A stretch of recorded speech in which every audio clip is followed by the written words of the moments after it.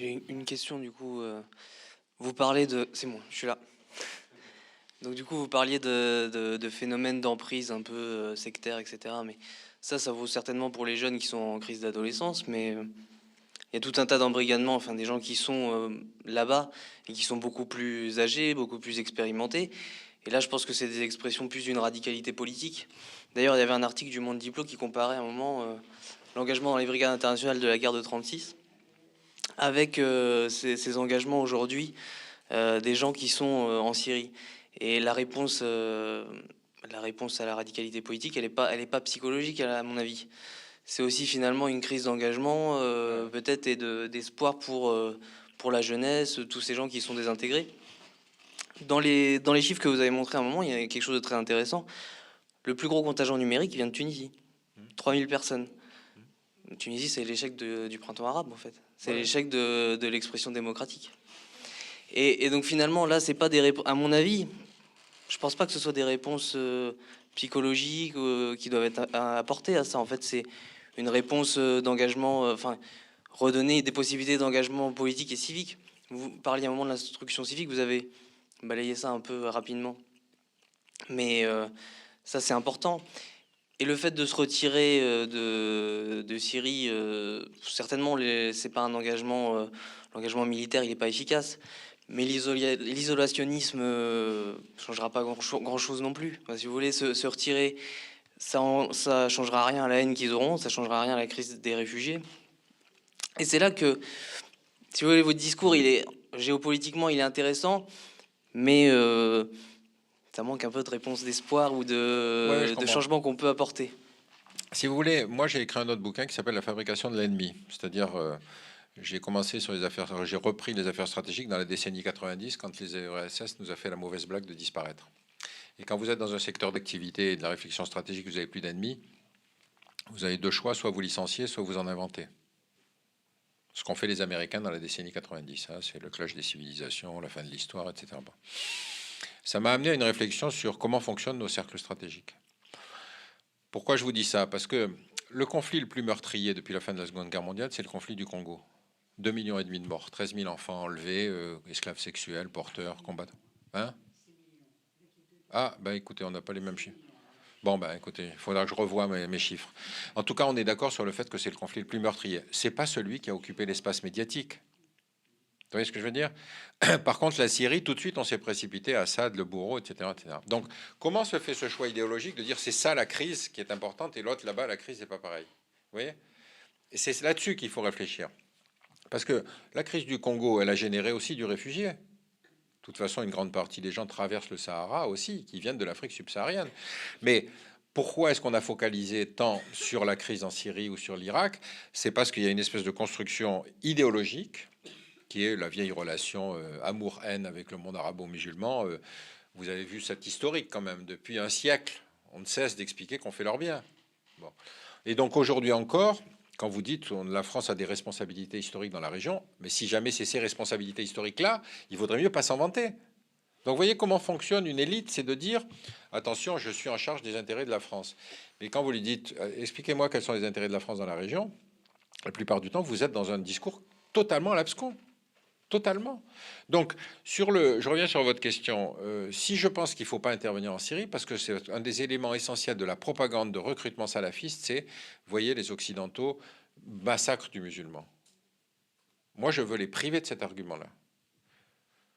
C'est pas pareil de dire nous allons faire des zones sécurisées dans lesquelles pourront se réfugier des minorités, et si jamais vous entrez dans ces zones sécurisées, on bombarde, que d'être belligérant. Là, on est belligérant. On fait des opérations pour détruire Daesh, etc. Et puis, vous savez, les analyses qu'ont fait les Américains après-guerre pour essayer de comprendre pourquoi l'Allemagne avait tenu pratiquement jusqu'en 1945 sous les bombardements, vous vous souvenez de l'intensité des bombardements, l'Allemagne rasée, etc. Ils ont constaté quelque chose qui est finalement assez simple dans sa conclusion, c'est que les gens qui sont sous les bombardements se solidarisent avec les gens qui les protègent et pas avec les gens qui les bombardent. C'est tout con, mais je veux dire, on n'a jamais tiré la conclusion de ça. Israël, lors de la dernière intervention sur Gaza, a lancé à peu près 5 kilos de bombes au mètre carré. Ça n'a pas tué le Hamas. Et donc, ne pas vouloir tirer la conclusion des limites de l'action militaire et au contraire générer du terroriste en faisant de l'action militaire. C'est ça là qu'il faut comprendre. Hein. Donc sur le fond, moi je pense qu'il y a un problème français qui est de lutter contre le salafisme ici. Il faut le priver d'une partie de son argumentaire, notamment de son argumentaire de recrutement international. Et puis après, c'est tous les autres aspects qu'on a essayé d'évoquer, c'est-à-dire la prison, comment se fait le recrutement dans les milieux sociaux privilégiés, comment se fait le recrutement chez les femmes, etc., etc. Comment se vit cette intermédiation avec Internet. Il y a un boulot énorme. Comment est-ce qu'on répond aux besoins de cette communauté qui... Vous savez, moi, il y a un truc qui m'a frappé quand il y a eu les statistiques sur l'échange de nationalité. 94% des Français pour. Ça veut dire que vous avez aujourd'hui, dans la quasi-totalité de la communauté française musulmane, une adhésion au principe de la déchéance de nationalité. C'est un sondage que vous ne trouvez sur aucun autre sujet, 94%. Hein? Oui, peut-être. Enfin, en tout cas, 94, le sondage précédent que vous me trouvez à 94%, vous me le signalez, hein, parce que je ne sais plus ce que ça donnait. Mais ça veut dire que c'est ce basculement-là de cette communauté sur laquelle j'attire votre attention, de la transformation sociale et d'adhésion aux valeurs de la République qui est en train de se passer.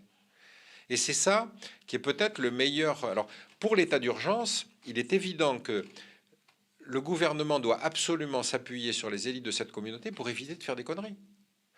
Je vous cite un exemple que m'avait raconté un de ces présidents d'association, quand il y a eu un article de De Villiers dans le Figaro disant il y a des cellules islamistes à Roissy. Je ne sais pas si vous vous souvenez de cet épisode. Immédiatement, le préfet du 93 a retiré un certain nombre d'habilitations de travailleurs sur Roissy.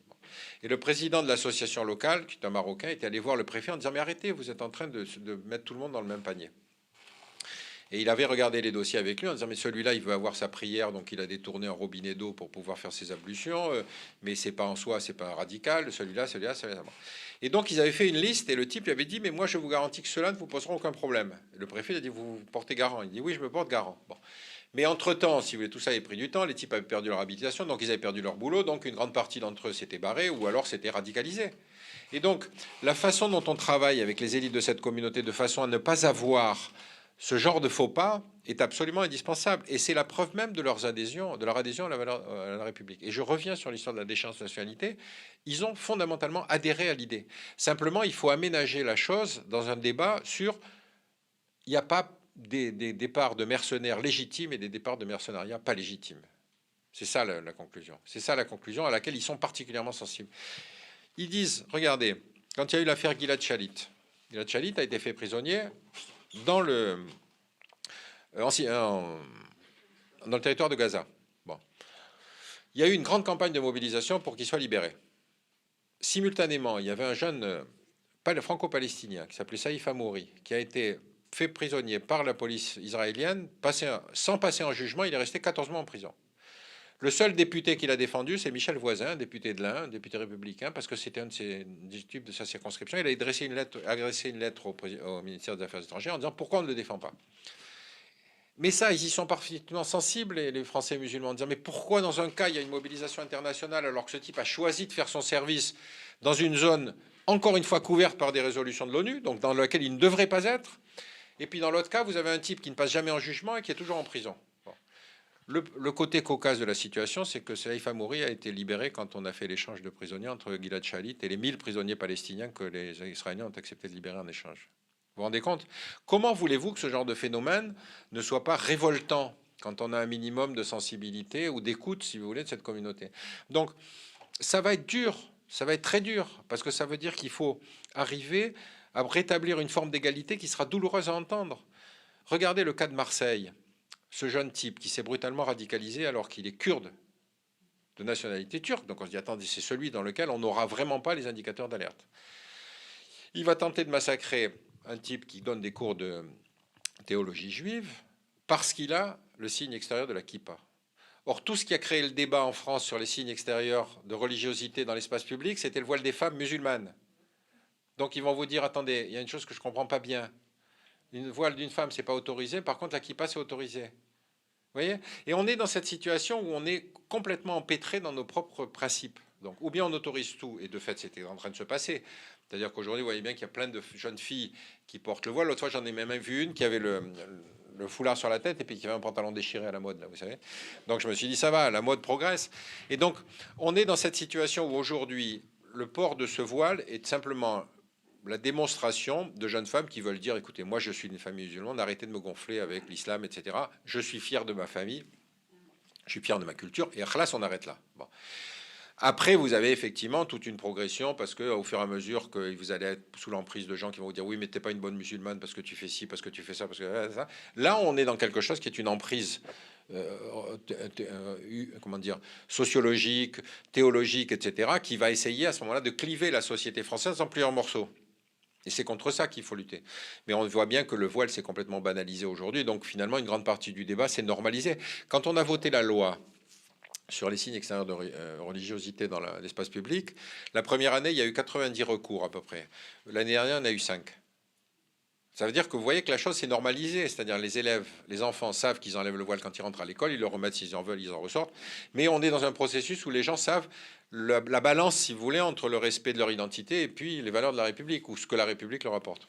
Donc on est dans quelque chose qui va être très dur à réexaminer, parce qu'effectivement, on est dans quelque chose qui est...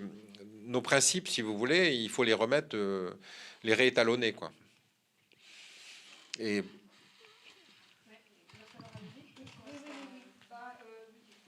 poser une question un petit peu philosophique, mais moi, ce que je trouve extrêmement troublant chez ces jeunes, enfin bon, ils ont un peu tous les âges, mais disons, ils sont quand même assez jeunes, c'est cette fascination pour la mort. Je veux dire que les attentats suicides, par exemple, ce sont des gens qui font le sacrifice de leur vie avec celle des autres, mais comment est-ce qu'il n'y a pas quelque part à un moment un espèce d'instinct de survie? Enfin, je ne sais pas. Moi, je trouve que enfin, à part les 1000 vierges ou je ne sais quoi qui les attendent, mais enfin bon, je trouve que c'est un problème pour moi très troublant.